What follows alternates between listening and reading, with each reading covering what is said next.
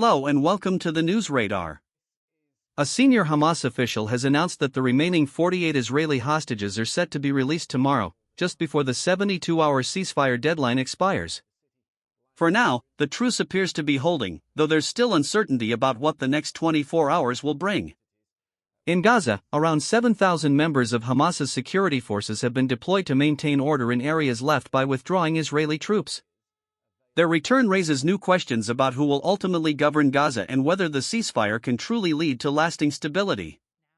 Throughout the day, aid convoys have been moving through southern Gaza, delivering small amounts of food and medical supplies. In Khan Yunis and Gaza City, displaced residents are slowly returning, many finding their homes in ruins. Officials say most water wells are still out of service, and fuel and electricity remain in critically short supply.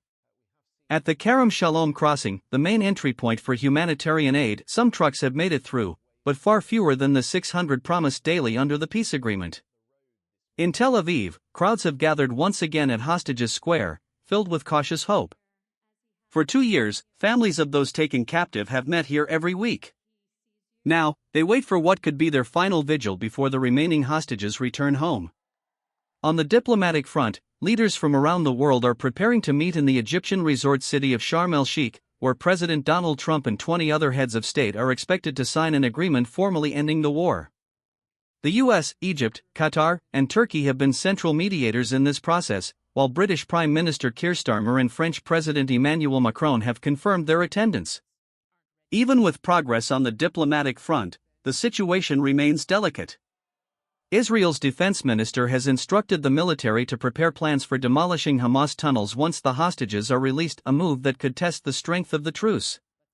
Meanwhile, hundreds of thousands of Palestinians continue returning north, many to find nothing but destruction.